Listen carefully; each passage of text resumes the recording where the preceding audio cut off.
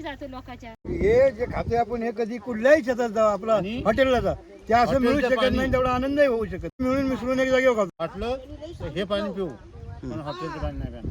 डॉक्टरचा उपाय नाही नसरापूरला जाई नसरापूरला जाई.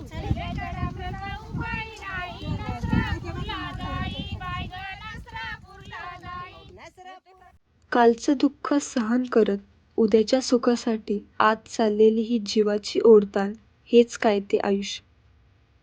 नमस्कार मंडळी, आज आपण एका अद्वितीय प्रवासाला निघालो आहोत, जिथे मेहनत, उत्साह आणि परंपरा एकत्र येतात. आज आपण जाणार आहोत गावातील भात लावणीच्या जगात, जिथे शेतकऱ्यांची मेहनत आणि उत्साह पाहून तुम्हाला थक्क व्हायला लागेल. जिथे प्रत्येक शेतकरी आपल्या वयाचं, ताकदीचं आणि जिद्दीचं प्रदर्शन करत असतो.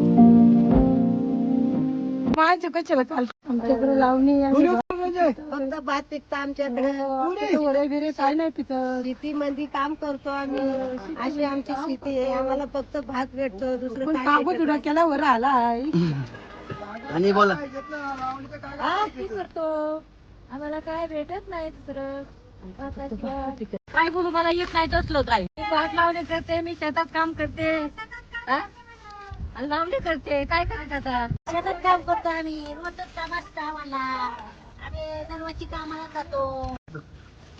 आम्ही भात लावणी करतो, आम्ही जपानी लावतो आणि आम्ही रोज सकाळी 7ला येतो, संध्याकाळी 7ला जातो आणि आम्हाला यायला लागतं. वयोवृद्ध असलेले हे शेतकरी दिवसभर चिखलात काम करतात आणि त्यांच्या चेहऱ्यावर हसू आणि आनंद असतो. अजून जेवलो नाही आम्ही, आता आम्हाला जेवण करायचे. आता आम्ही जेवणार आहे. आता आमचे डबे आणायला जायचे. बरोबर. Bye bye. आम्ही शेत लावतोय, आम्ही भात लावतोय आणि आम्ही आता कामाला लोकांच्याच कामाला आहे. अजून आमचं जेवण झालेलं नाही. परत आम्ही रोज असं शेतात काम करीत असतो, शेतातच जात असतो. रोज शेतातलं काम करायला असतं आणि शेतातलं झाल्यावर मजुरीला बी जातो लोकांच्या. मी गावाकडे राहतो. आमची मुलं दगड आम्हाला म्हणतात की जा पुण्याला या, पुण्याला. पण आम्हाला पुणे काही आवडत नाही.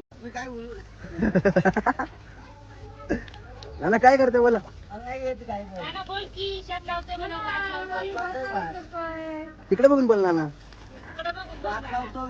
भात लावणीच्या हंगामात जोरदार पाऊस पडतो, वारा सुटतो, त्यामुळे इथे छत्र्या टिकत नाही. म्हणूनच शेतकरी इरणी किंवा प्लास्टिक कागदाचा वापर करतात. पण या कष्टातही त्यांचा आनंद कमी होत नाही. त्यांच्या मनात एकच विचार असतो, शेतीची ही माती सोन्यासारखी आहे, जी त्यांच्या जीवनाचा आधार आहे. गावातील पारंपरिक पद्धतीने भात लावताना शेतकरी गाणी गातात. तुझा धोंदारी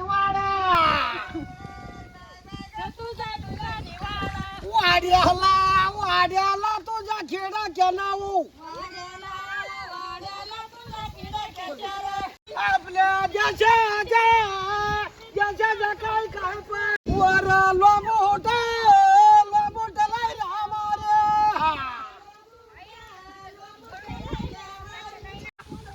जसा कोळवाचा दांड्या माझा कोंबडा मारीला, माझ्या कोंबड्याच्या मांड्या. जसा कोळवाचा दांड्या माझा कोंबडा मारीला ग, ए स्वतः माझा कोंबडा मारीला ग.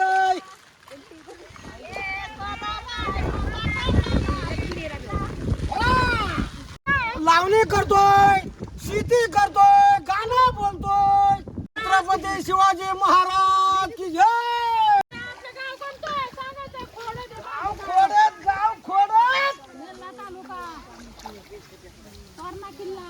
मस्त केलं बरं राहतो तू, टेन्शन घेऊ नको. चल.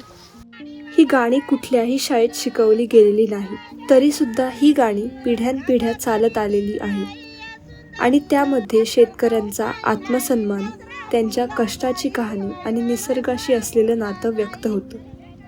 ही गाणी गायल्यामुळे कामाचा आनंद वाढतो आणि एकत्र काम करण्याचा आनंद द्विगुणित होतो.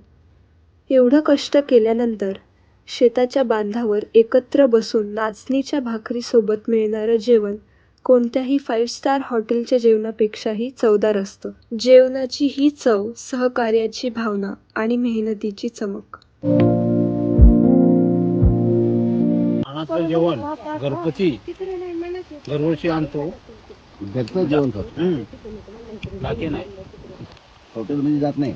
हॉटेलमध्ये काय जायचं, आपलं घाय शेतातलं हेच आहे ना, जे शेतात पिकवतात तेच आम्ही शेतात बांधव म्हणून खातो. त्याच्यापासून आम्हाला थोडं व्यवस्थित, कधी आजार नाही, काय नाही. हे जे खाते आपण, हे कधी कुठल्याही शेतात जा, आपला हॉटेलला जा, ते असं मिळू शकत नाही, तेवढा आनंदही होऊ शकत नाही. हॉटेलचं पाणी आम्ही कधी पिऊ शकत नाही. हे सर्व आपण मिळून मिसळून एक जागेवर खातो. वाटलं तर हे पाणी पिऊ, पण हॉटेलचं पाणी नाही प्यायला. आम्ही सासू सुना मंजुरीला जातो, कामाला जातो शेतीच्या. आणखीन असं बसतो. आम्ही गावाला असतो. माझ्या पोराला एवढी पण आजी आई तुझी भाऊ. तुकारामरावांचं नाव घेते तुमच्या सगळ्यांच्यासाठी. तळी चाफ्याची सून सासऱ्याची लेक बापाची राणी भरतराची भरतर गेलं बामणाची आळी बामांचं नाव घे मुठी नाव नाही फुकाचं हळदी फुकानी भरलं ताट. तुकारामरावांचं नाव घेते रुपये गेलं 360. तर मंडळी, तुम्हाला या कष्टाची आणि उत्साहाची कहाणी पाहून कसं वाटलं? मित्रांनो, जग कितीही डिजिटल झालं तरी रोज जगण्यासाठी लागणारी भाकर इथूनच मिळते. कधी मोकळ्या आकाशाखाली तुमची कमाई ठेवून बघा. रात्रभर झोप लागणार नाही. विचार करा शेतकऱ्यांचं काय होत असेल. एक निसर्गावर असलेला विश्वास, बास एवढंच.